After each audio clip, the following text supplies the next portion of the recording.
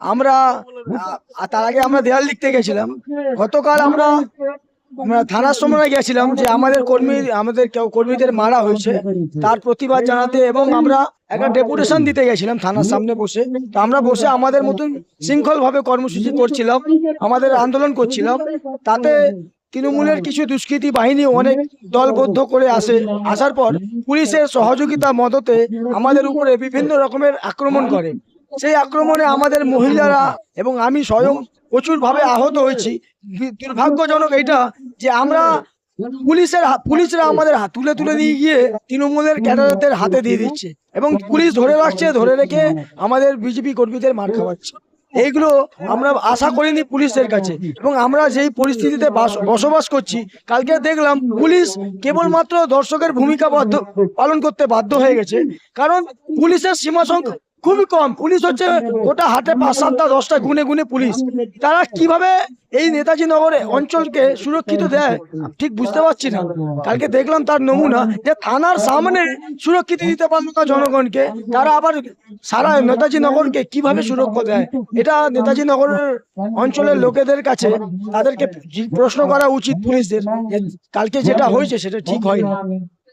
এরপরে আমরাও পাল্টা জবাব দেবো। সময় সকলেরই আছে, পৃথিবীটা গোল। তারপরে যেইভাবে হিন্দুদের নিশান দেখে, টিকি দেখে, এইভাবে এই যে টিকি ধরে টানা হাজরা করেছে, জগন্নাথ মন্দিরে স্থাপনা করে দিলে হিন্দু হওয়া যায় না। হিন্দু হতে গেলে হৃদয় থেকে, হিন্দু হতে হয়। যে একটা হিন্দুকে আপনার বিরোধী দল করতেই পারে, আপনি মেরেছেন, ঠিক আছে, বাট যেইভাবে আপনি টিকি ধরে, শিখা ধরে টানছেন, এটা একটা হিন্দুর কাছে আশা করা যায়নি। যাক, হিন্দু হয়ে হিন্দুরই মারছে, ঠিক আছে, খুব ভালো করেছেন। আপনাদেরও এর পরিণতি ভুগতে হবে, সময় আসছে, নিশ্চিত থাকুন।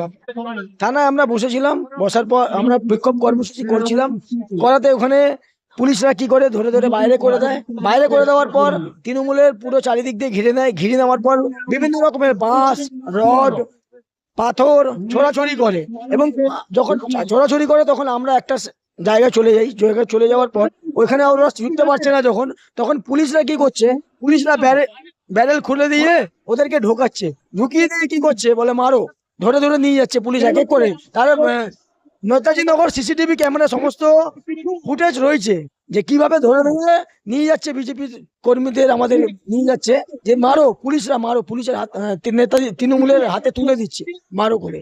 তা কালকে যেটা হলো সেটা পুলিশের পুরো মদতে হয়েছে। পুলিশ পুরো একদম মদত করেছে তৃণমূল, মানে বলতে গেলে তৃণমূল আর পুলিশের মধ্যে কোনো পার্থক্য কালকে দেখলাম না।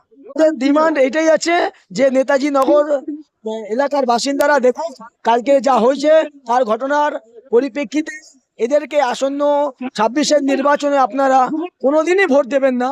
আর আরেকটি কথা বলে যাই এই নেতাজি নগর অঞ্চলের লোকদের কাছে, নেতাজির নাম যেহেতু, নেতাজি বলেছিলেন তুমি আমার রক্ত দাও, আমি তোমার স্বাধীনতা। আমি আজকে এদের বলে যাচ্ছি, নেতাজি নগর এলাকার লোকদেরকে আবেদন করে যাচ্ছি, আপনারা ভারতীয় জনতা পার্টিকে ভোট দিন, আমরা দেব সুরক্ষিত সমাজ। পশ্চিমবাংলায় ভোট হচ্ছে না, প্রহসন চলছে। আমাদের এই অপদার্থ সরকারকে সরাতে হবে। তার জন্য সমস্ত হিন্দু এবং অন্যান্য সবাই জাত পাত নির্বিশেষে নির্যাতিত লোকেরা তারা রুখে দাঁড়ান, তাকে ছুঁড়ে ফেলুন এখান থেকে, না হলে আর আমাদের হিন্দু আইডেন্টিটি নিয়ে আমরা পশ্চিমবঙ্গে বাস করতে পারবো না। এটা অলরেডি বাংলাদেশের সঙ্গে মার্জ হয়ে যাবে হয়তো। সাবধান হিন্দুরা, সাবধান। এই